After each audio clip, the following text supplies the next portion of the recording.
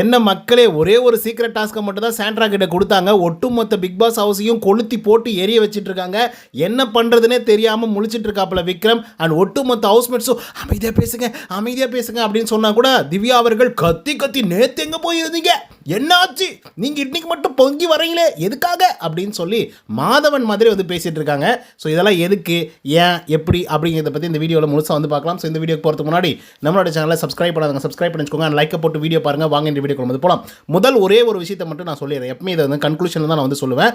ஆனால் நான் முதலே சொல்லிடுறேன். ஏன்னா நிறைய பேர் வந்து லென்த்தாக வீடியோ பார்ப்பீங்களா அப்படின்றது எனக்கு தெரியாது. அது என்ன அப்படின்னு பார்த்தீங்கன்னா, பார்வதி அவர்கள் எப்போ பார்த்தாலே டாஸ்க்கை வந்து ஒழுங்காக செய்கிறதில்ல, டாஸ்க்கை வந்து ஒட்டு மொத்தமாக கொலாப்ஸ் பண்ணிடுறாங்க அப்படின்னு எத்தனை பேர் நீங்கள் நினச்சிங்களோ அதை விட பல மடங்காக இருக்காங்க திவ்யா. இந்த டிசிப்ளின், டெக்கோரம் எல்லாமே செதறி போச்சு. ஐயோ இந்த பொண்ணு அப்படின்னு சொல்லி யோசித்து வெளியே போய் ஓடுற அளவுக்கு வந்து பார்த்திங்கன்னா ஆகிட்டாங்கன்னா பார்த்துக்கோங்க. அந்த அளவுக்கு பரதநாட்டியம் ஆடுறாங்க, அதுக்கப்புறம் கதகளி ஆடுறாங்க, என்னெல்லாம் ஆட்டம் ஆட முடியுமோ அந்த அளவுக்கு ஆடுறாங்க திவ்யா. ஆக்சுவலாக சாண்ட்ரா அவர்களாவது பரவாயில்ல, அவங்களுக்கு ஒரு சீக்ரெட் டாஸ்க் வந்து கொடுத்துருக்காங்க. அவங்க வந்து அவ்வளோ அநாயகமாக பண்ணுறதெல்லாம் ஓகே. ஆனால் திவ்யா ஏன் இப்படி பண்ணுறாங்கன்னு தெரியலிங்களே பாஸ், தெரியல. Okay, come back to normal. ஓகேங்களா, கண்டென்ட்குள்ளே போகலாமா? ஒன்றும் இல்லைப்பா, சாண்ட்ரா அவர்களுக்கு ஒரு சீக்ரெட் டாஸ்க் பிக் பாஸ் அவர்கள் கொடுத்துருந்தாங்க. இதை எப்படி எக்ஸிக்யூட் பண்ணுறது அப்படின்னு சொல்லி நைட்டுக்கே வந்து பார்த்தீங்கன்னா திவாகர் அவர்கள் வந்து கிச்சன் டீமில் இருக்கக்கூடாது, அவங்க இருந்தாங்க அப்படின்னா நான் வந்து ஒர்க் பண்ண மாட்டேன், அவங்கள நீங்கள் ரீப்ளேஸ்மெண்ட் பண்ணுறீங்களோ இல்லை ஃபயர் பண்ணி வெளியே அனுப்புறீங்களோ ஏதோ ஒன்று பண்ணுங்க அப்படின்ற மாதிரி சாண்ட்ரா அவர்கள் கேட்டிருந்தாங்க. அதுக்கு 3-4 கட்டமாக பேச்சுவார்த்தைகளாக வந்து நடைபெற்றது. திவாகர் அவர்களை நாங்கள் வந்து ஃபயர் பண்ண மாட்டோம், இல்லை எக்ஸ்சேஞ்ச் பண்ண மாட்டோம், எதுவுமே நாங்கள் பண்ண மாட்டோம் அப்படின்றதுல உறுதியாக இருந்தாங்க மேனேஜரும் அசிஸ்டன்ட் மேனேஜரும். ரீசன் என்ன அப்படின்னு பார்த்தீங்கன்னா, அவர் அந்த காலை வச்சுக்கிட்டு அவ்வளோ எஃபெக்ட் போட்டு அவர் ஒரு ஒர்க்கை பண்ணுறாரு. ஸோ அப்படி இருக்கும்போது நீங்கள் வந்து அவரை ஃபயர் பண்ணணும், இல்லைனா வேறு இடத்துக்கு மாற்றி விடுங்க அப்படின்னு சொன்னால் எங்களெல்லாம் வந்து பண்ணி கொடுக்க முடியாது, வேணும்னா நீங்கள் குவைட் பண்ணிக்கோங்க அப்படின்ற மாதிரி வந்து விக்ரம் வந்து போட்டு ஒர்க்ஷாப்பில். வியானா இதுக்கு வந்து பார்த்திங்கன்னா பயங்கர சப்போர்ட்டிவாக இருந்தாங்க. எதுக்கு அப்படின்னா, திவாகரை வந்து நீங்கள் தூக்குனீங்க அப்படின்னா நானும் அங்கே ஒர்க் பண்ணவே மாட்டேன், ஓகே, கிச்சனில் எந்த வேலையும் நடக்கூடாமல் நான் பண்ணுவேன் அப்படின்னு சொல்லி வியானாவும் பார்த்திங்கன்னா அவங்களுக்கு, அதாவது திவாகருக்கு வந்து ஸ்டாண்டர்டாக வந்து நிற்கிறாங்க. சாண்ட்ரா வந்து என்னடா இந்த பொண்ணு குறுக்கால வந்துடுச்சு அப்படிங்கிற மாதிரி வந்து யோசிச்சுட்டு இருக்காங்க. சரி, இப்படியே அந்த பிரச்சனை வந்து போயிட்டு இருந்தது. நைட் வந்து பார்த்திங்க அப்படின்னா நம்ம பிரியங்கா அவர்கள் வந்து வராங்க. ஸோ அதுக்கப்புறம் அதை உபசரிக்கிறதுக்கு அதுக்கு இதுக்குன்னு ஏதோ ஒரு சில பிரச்சனைகள்லாம் வந்துடுச்சு.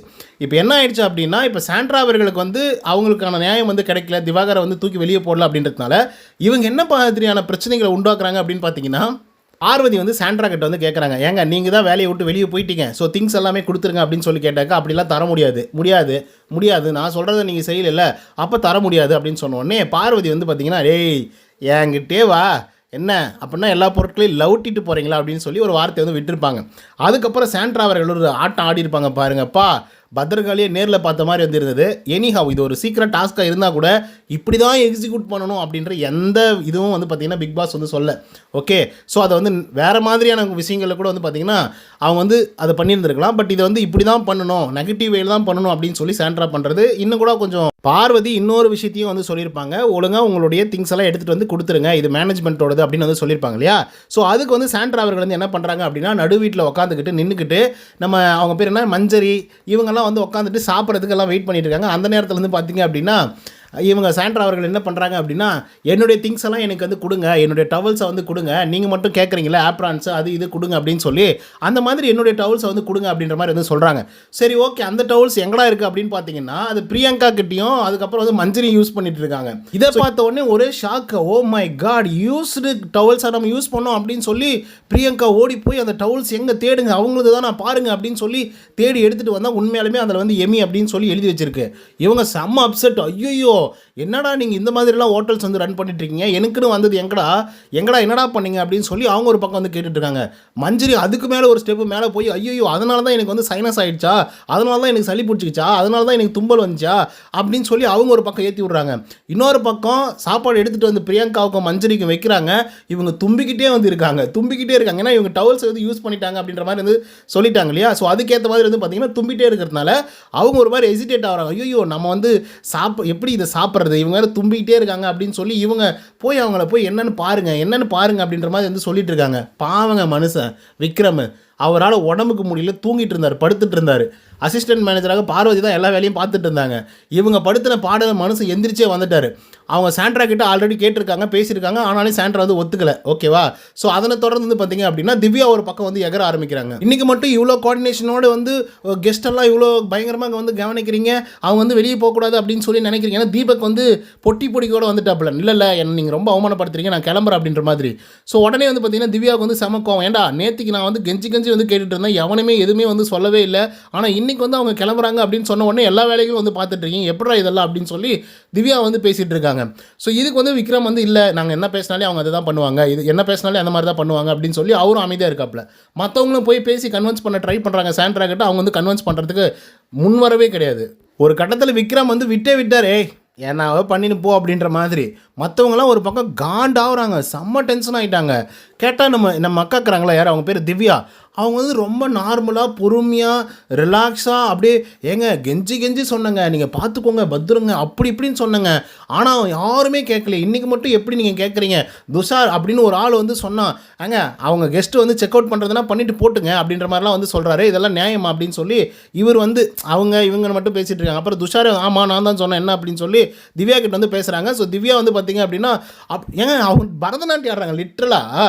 அப்படியே கிட்ட போகிறாங்க துஷார்கிட்ட, காலை போய் மெரிக்கிறாங்க. ஏங்க காலை வந்து மெரிக்கிறீங்க அப்படின்னா, ஏங்க நான் தான் நடந்து வரேன்னு தெரியுதுல, நீ ஏன் காலை சென்டரில் விடுற அப்படின்றாங்க. என்னடா இது ஆட்டிடியூடு, எப்பா கடவுளே, பார்வதியே பரவாயில்லன்ற லெவலுக்கு ஃபீல் பண்ண வைக்கிறாங்களே இந்த திவ்யா அப்படிங்கிற பொண்ணுன்ற மாதிரி வந்து இருக்குது. ஸோ இந்த பிரச்சனை அடுத்தடுத்த கட்டங்களுக்கு வந்து போயிட்டுருக்கு. ஒரு பக்கம் வந்து பார்த்திங்க அப்படின்னா சாண்ட்ரா வந்து முடியவே முடியாது, எனக்கு வந்து ஒன்று ஜாப் கொடுங்க, இல்லைனா திவாகரை தூக்குங்க அப்படின்ற லெவலுக்கு வந்து இருந்துகிட்டு இருக்காங்க. இன்னொரு பக்கம் நம்ம தீபக் அவர்கள் வந்து நான் செக் அவுட் பண்ணிவிட்டு வெளியே போகிறேன் அப்படின்ற முடிவில் இருக்காங்க. இன்னொரு பக்கம் மஞ்சரி அவர்கள் வந்து எனக்கு சைனஸ் பிரச்சனை வந்துருச்சு, இவங்க வந்து யூஸ்டு டவுல்ஸை கொடுத்துட்டாங்க, ஸோ அதனால் வந்து இதெல்லாம் ஒத்தே வராது அப்படின்ற மாதிரி அவங்க எது சாப்பிட்றதுக்கும் பயப்படுறாங்க. அதில் வேறு இவங்க வந்து இன்னொரு முக்கியமான விஷயத்தை சொல்லிட்டாங்க சாண்ட்ரா. இல்லை சட்னியில் வந்து முடி இருந்துச்சு, அதை எடுத்து கீழே போட்டுட்டு திருப்பிட்டு வந்து அந்த சட்னியை வந்து கொடுத்தாங்க. நான் அப்பயே வந்து சொன்னேன், ஏமா சட்னியில் வந்து முடி இருக்குது, ஸோ அந்த முடியை எடுத்துகிட்டு போட்டு அதை எடுத்துகிட்டு போய் கொடுக்குறியே ஓகேவா அப்படின்னு சொல்லும்போது இல்லை ஒன்றும் பிரச்சனை இல்லை அப்படின்னு சொல்லி எடுத்துகிட்டு வந்து கொடுக்குறாங்க. அப்படின்ற மாதிரி ஹைஜீன் பிரச்சனை, இந்த மாதிரி பிரச்சனை அப்படின்னு சொல்லி எவ்வளோ தூரம் க்ரியேட் பண்ண முடியுமோ அவ்வளோ தூரம் க்ரியேட் பண்ணுறாங்க. கெஸ்ட்டெல்லாம் ஒரு மாதிரி ஹெசிடேட் ஆகிறாங்க, ஐயே என்ன இதுங்க இப்படி இருக்குது அப்படின்ற மாதிரி. ஏங்க யாராவது போய் ஒருத்தர் தானேங்க அவ்வளோ பிரச்சனை பண்ணியிருக்காங்க, அவங்கள போய் கொஞ்சம் ஹேண்டில் பண்ணுங்க அப்படின்ற மாதிரி வந்து சொல்லிட்டு இருக்காரு தீபக்கு, மஞ்சரி, அப்புறம் பிரியங்கா எல்லாருமே போய் ஹேண்டில் பண்ணாலையும் சாண்ட்ரா வந்து கேட்குற மாதிரி இல்லை. ஓகே இது என்னவா உங்களுடைய சீக்ரெட் டாஸ்காக இருந்தாலையும் நிறைய பேருடைய முகங்கள் வெளியே வரும், அது உண்மைதான் ஓகேவா. அண்ட் இன்னொரு முக்கியமான விஷயம், உங்களுடைய முகமும் வெளியே வரும். ஓகே நீங்கள் யாரை டார்கெட் பண்ணுறீங்க, உங்களுக்கு எதிரி யார், அவங்கள மட்டும் தான் நீங்கள் டார்கெட் பண்ணுறீங்களா, இல்லை இதை டாஸ்க்காக எடுத்து வேறு ஒரு பிரச்சனையை வந்து உண்டாக்குறீங்களா அப்படின்றதெல்லாம் வந்து பார்த்திங்க அப்படின்னா உங்களுடைய முகத்தையும் கிழித்திடும் அப்படின்றதில் எந்த விதமான மாற்று கருத்துமே கிடையாது. அதுதான் உண்மையும் கூட. சாண்ட்ரா எப்படிப்பட்ட ஆள், டாஸ்க்குக்காகவும் நாமினேஷன் ப்ரீபாஸ்க்காகவும் என்னவெல்லாம் செய்வாங்க அப்படின்றதும் இதுக்குள்ளே அடங்கியிருக்கு. சரி ஓகே இது ஒரு பக்கம் வச்சுக்கலாம். சாண்ட்ரா டாஸ்க்குக்காக இவ்வளோ தூரம் பிரச்சனை பண்ணுறாங்க, கெஸ்ட்டெல்லாம் ரொம்ப ஹெசிடேட் பண்ணுற அளவுக்கு வந்து பார்த்திங்கன்னா ரியாக்ஷன்ஸ் வந்து கொடுக்குறாங்க, தும்புறாங்க, இரும்புறாங்க, எல்லாம் பண்ணுறாங்கன்னு வச்சுக்கோங்க, யார் சொல்லியும் கேட்கல. திவ்யாவுக்கு என்னங்க பிரச்சனை, திவ்யா என்னமோ இதுதாண்டாப்பா நமக்கு சான்ஸ் அப்படிங்கிற மாதிரி வந்து இறங்கி அடிக்க ஆரம்பிக்கிறாங்க. இறங்கி அடித்தாங்கன்னா சரி ஓகே நியாயமான ஒரு விஷயங்களை வந்து கேட்டிருந்தா பரவாயில்ல. இப்போது நேற்றுக்கு அவங்க மேனேஜர் போஸ்ட்டை எதுக்காக கொடுக்குனாங்க, கத்தி பேசுகிறீங்க, டேபிளை தூக்கி அடிக்கிறீங்க, சொல்லப்போனால் புக்ஸை எடுத்து டேபிள் மேலே போட்டு டமால் டிமில் அடிக்கிறீங்க, 5 நிமிஷத்தில் நீங்கள் வரணும் அப்படின்னு சிட்டிக்கு போட்டு வந்து பேசுகிறீங்க. 5 நிமிஷத்தில் எல்லாம் யூனிஃபார்மை போட்டு வாங்க, நீங்கள் பல்லு விளக்குங்க, விளக்காமல் போங்க, மூஞ்சி கழுவாமல் போங்க அப்படின்னு சொல்லி. இப்போ நான் என்ன சொல்கிறேன், நீங்கள் கெஸ்ட்டுக்கிட்ட பேசியிருக்கலாமே சார், கொஞ்சம் லேட் ஆகிடுச்சு, எல்லாம் டே நைட்டாக வந்து ஒர்க் பண்ணிட்டு இருக்காங்க, 24/7 வந்து ஓடிட்டுருக்கு சார் ஹோட்டல், ஸோ கொஞ்சம் சார் காலையில் மட்டும் கொஞ்சம் அப்படி இருக்கும் சார், போக சரி பண்ணிக்கலாம் சார், இந்த டிபார்ட்மெண்ட் ரெடியாக இருக்குது சார் அப்படின்னு சொல்லி ஒவ்வொரு டிபார்ட்மெண்ட் ஆட்களாக. இப்போது ஒரே ஒரு பாத்ரூம் இருக்குதுன்னு எல்லாருக்குமே தெரியும். இப்போ 5 பேர் வந்து ஒரு டிபார்ட்மெண்ட்டில் இருக்காங்கன்னா அந்த 5 பேரை ஃபஸ்ட்டு வந்து வாஷ் பண்ணிக்கோங்க, ப்ரஷ் பண்ணிக்கோங்க அப்படின்னு சொல்லி அவங்கள வந்து அனுப்பிச்சிருக்கலாம். அப்படியே நீங்கள் பிளான் பண்ணியிருக்கலாம். இல்லை இப்போ குக் பண்ணுற இடத்துல வந்து 2 பேர் வேணும் அப்படின்னா 2 பேரை ஃபஸ்ட்டு அனுப்பிச்சிட்டு அதுக்கப்புறம் 2 பேர் வந்து லேட்டராக கூட வந்து அனுப்பிச்சிருக்கலாம்.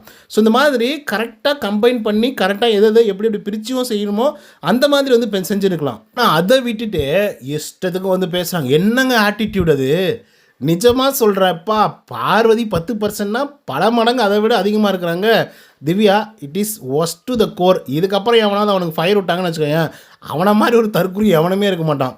ஓகே சாண்ட்ரா வந்து டாஸ்க்குக்காக செய்கிறாங்க, சீக்ரெட் டாஸ்க்காக பண்ணுறாங்க. ஓகே. ஆனால் திவ்யா வந்து வாண்டடாக நம்மளை வந்து இப்படி பண்ணிட்டாங்களே, நம்மளை மேனேஜர் போஸ்ட்லேருந்து இறக்கிட்டாங்களே அப்படின்றது வந்து யோசித்து வச்சு மனசுக்குள்ளே வச்சு செஞ்சிட்ருக்காங்க. ஓகேவா? அந்த இடத்துல அவங்களுக்கு பழி வாங்கணும்னு நினச்சிருந்தாங்கன்னா ஒட்டுமொத்த ஹவுஸ்மேட்ஸும் கண்டஸ்டண்ட்டும் பார்வதி மேலே தான் கழுத்து மட்டும் இருந்திருந்தாங்க. அப்படி பழி வாங்கணும்னு நினச்சிருந்தாங்கன்னா பார்வதி தான் டவுன் பண்ண வச்சுருப்பாங்க, அசிஸ்டன்ட் மேனேஜர்லேருந்து தூக்கியிருப்பாங்க. ஆனால் இவங்க என்ன பண்ணிட்டாங்கன்னா ஒட்டுமொத்த பேருடைய அவங்களுடைய ஈகோஸ் எல்லாமே வந்து பார்த்திங்கன்னா இது பண்ணிட்டாங்க, டச் பண்ணிட்டாங்க. ஸோ அதனால தான் வந்து ஒட்டுமொத்த ஹவுஸ்மேட்ஸும் சேர்ந்துக்கிட்டு அப்படியே அவங்கள கீழே இறக்கிட்டாங்க. ஸோ அதுக்கு வந்து பார்த்திங்கன்னா ரிவெஞ்ச் மோட் வந்து போயிட்டுருக்கு. இப்போ லைவில் பார்த்திங்க அப்படின்னா கத்திக்கிட்டு வந்து இருந்துட்டு இருக்காங்க. கிச்சனில் அந்த பொருள் இந்த பொருள் எல்லாத்தையும் எடுத்து கீழே போட்டுட்ருக்காங்க. பார்ப்போம் என்ன நடக்குது அப்படின்னு சொல்லி. ஓகே கைஸ், இதை பற்றின உங்களோட கருத்துக்கள் என்ன அப்படிங்கிறத கமெண்ட்ஸில் சொல்லுங்கள். அடுத்த வீடியோவில் முழு விஷயத்தையும் வந்து பார்த்திங்கன்னா சொல்ல போகிறேன். இந்த வீடியோ உங்களுக்கு வந்து பிடிச்சிருந்தா லைக் அண்ட் சப்ஸ்கிரைப் பண்ண மாதிரி அதிகம் இன்னொரு தகவல் செஞ்சீங்கன்னா. until then bye from Uday. நன்றி, வணக்கம்.